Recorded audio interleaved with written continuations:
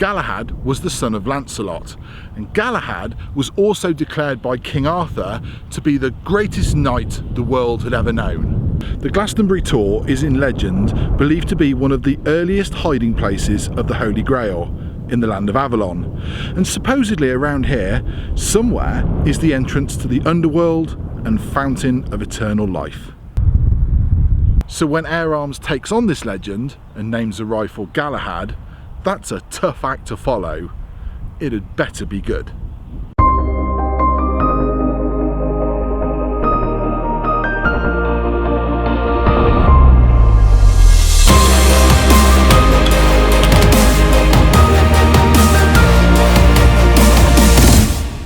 The Galahad is a bullpup air rifle, and yes, it looks different.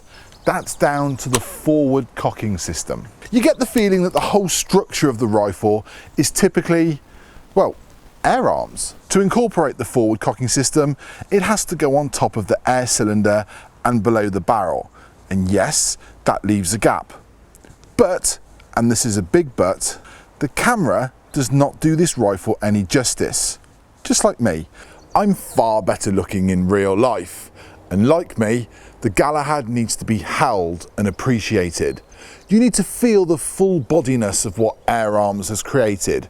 And it's definitely a full-size man's gun, which girls can shoot too. On mine there's a dovetail rail on top, which holds my Aztec scope. At the rear of the scope, at the back of the rail, is a bubble level for cant. And then, from the back, a three-way adjustable shoulder pad. Beautiful chunk of wood from Manelli, rubberized and very comfortable cheek piece, the tried and tested Air Arms 10-shot mag, then a swathe of crafted and blackened metalwork. Trigger with the safety button inside. The trigger it's attached to is sublime, fully adjustable, and mine was set to exquisite mode when I received my rifle. The barrel is shrouded and baffled, and it's a Lothar Walther one, a really good one at that. I have the optional Q-Tech silencer on mine, and if you're hunting, I would recommend it. On the underside is a rail to add your bipod. Now I did not ask Air Arms direct for the stud, which was a mistake. Do you know how difficult it is to get one of these? Filling is at the front using a probe system with a pull forward dust cap. The 10-shot magazine is, and I'm going to say it, the easiest to load 10-shot magazine system ever. Use the right pellet though, AA Fields or anything JSB. Don't buy a high-end rifle like this and chuck cheap, nasty pellets through it. The side lever action is helped along by the initial stage being spring-loaded.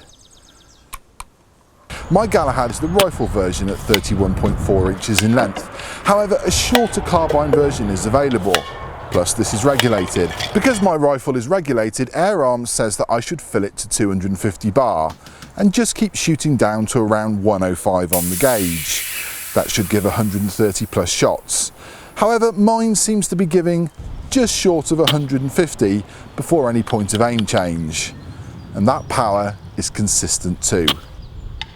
My regulated Galahad gives from 142 shots an average of 769.1 feet per second, and that's around 11.03 foot-pounds using an 8.4 grain pellet. That's consistency with every single shot, and it makes the use of your air more efficient. I have fired 10-shot groups at 25, 35 and 50 yards. I've tested pellets, zeroed and re-zeroed. 3 months I've been shooting this rifle, and I can tell you, use the AA Field pellets or anything JSB 8.4s. These are my 25-yard results to select a pellet, then 35 yards with the AA Fields, and these are all 10-shot groups. And at 35 yards, everything is one big hole under ½ an inch. This is 50 yards, and again, the rifle is simply outstanding.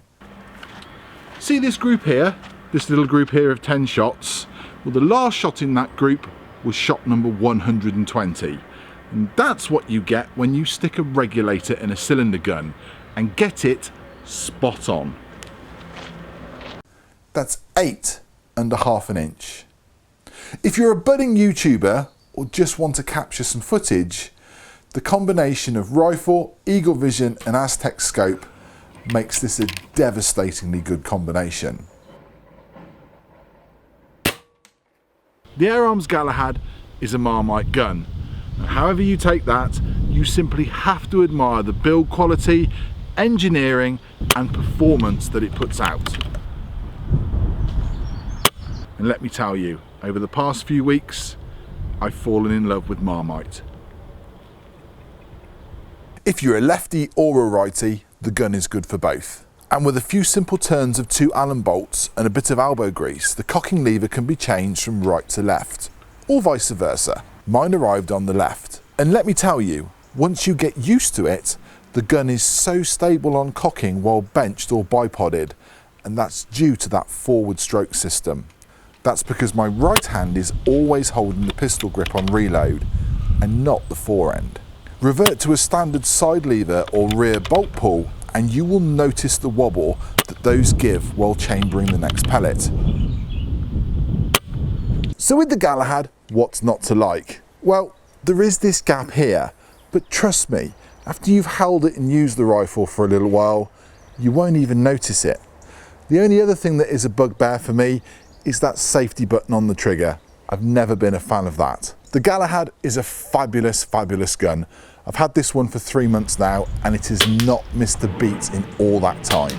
If you want to hit the target, this rifle is going to do the business for you. In answer to my question while I was stood on top of Glastonbury Tor, is this good? Oh yes, it's good.